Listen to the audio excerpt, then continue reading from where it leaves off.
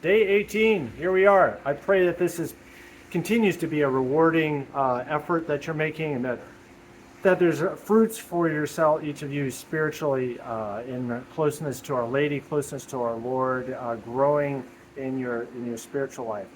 As I was reading through the gospel passage that's suggested for us today for the readings for the consecration, the thing that jumped out to me is whereas our Lord talks about this need to forgive. How if someone comes to us and asks for forgiveness, we should forgive them.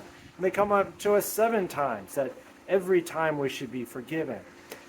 I believe, and it's been my experience, that forgiveness is a great unlocker of spiritual peace and growth. Every time that someone's wronged us in some way, I think sometimes even though our response might be anger, one of the I think a really good way to think about it, though, is that we've received some kind of a wound spiritually. Maybe we don't like to think of ourselves in woundedness, but there is some relationship of love, respect, that should have been there, but was not, and that's why we get mad.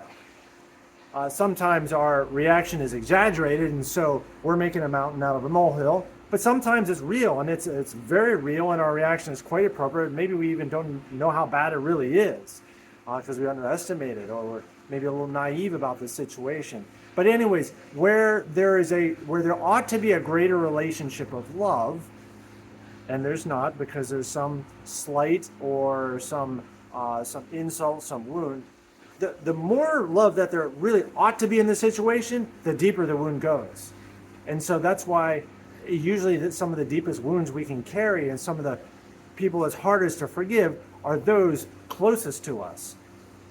Family members. That's where there should be the deepest love, whether our parents, our siblings, spouses, those of you who are married. Those can go really deep, because we're expecting, and rightly so, that there should be greater respect. Now, we do the same thing to other people, and so we're not just a bunch of innocent victims here. But when it happens to us, that's a moment when we need to forgive. Now, what does forgiveness look like? And I want to take a look at the situations where it's not easy. Easy is when there's some slight, there's some insult, and within an hour we've forgotten about it anyway. So that's easy.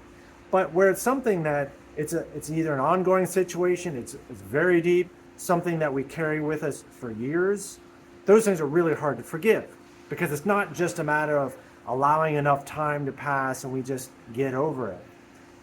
When we experience resentment in our hearts, bitterness, anger for something that someone's done, lack of consideration, something we thought they should be giving to us and never did. When there's resentment, we can't just make a decision for it to go away. So, okay, resentment, see ya. Wouldn't that be great? Because no one enjoys carrying around resentment in their heart. It would be lovely if we could do that, but we can't. But what do we do when we feel the resentment inside? Well, one thing that we can do, and we should not, is foster it and feed it and nourish it, like this little animal that we're trying to keep alive inside of us. And we do that by allowing our imagination to just run with it and just savoring it, and just yeah, and if they did that again, you know what I would say the next time? This is what I would do. Okay, you're not on the path of forgiveness if that's what you're doing. Your mind might want to be doing that. Your mind might be coming up with stories and reliving it and so forth. And we don't always have control of our mind completely. And so we might spend an afternoon doing that before we catch ourselves. It's like, wait, what am I doing? I'm just wasting so much energy and time, and I want to get past this. I want to get over this. I want to forgive this. Maybe the first 2 things what we first want to do, and forgiveness only comes later.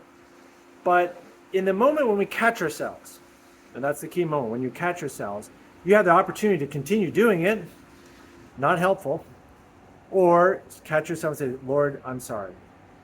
Lord, I want to forgive. Help me to forgive. Lord, I forgive them. Now, forgiveness is not forgetting. Forgiveness is not a one-time decision where we just do that once and it's all done. It's all over with. Small stuff, sure. Because after you make a prayer like that, you try to set it aside, the resentment, you distract yourself with something else. But the problem is, the thoughts come back within about 0.8 seconds and the whole thing starts up again because you're obsessing over it, because it's deep, it hurts, and we naturally do that. So that's when you stop yourself again. Say, Lord, I'm sorry, I want to forgive.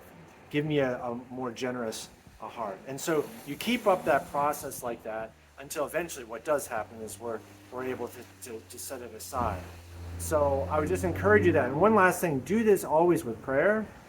And maybe a best practice would be at the end of the day, with the prayer of the Our Father. Pray the Our Father slowly, go through, really mean the words as you say it. And when you come to the part, and forgive us our trespasses as we forgive those who trespass against us, just go through those people where you know that there's some kind of resentment, something that's in your heart that's not settled and is still hanging on to something, and forgive them as best you can. Lord, help me to forgive them.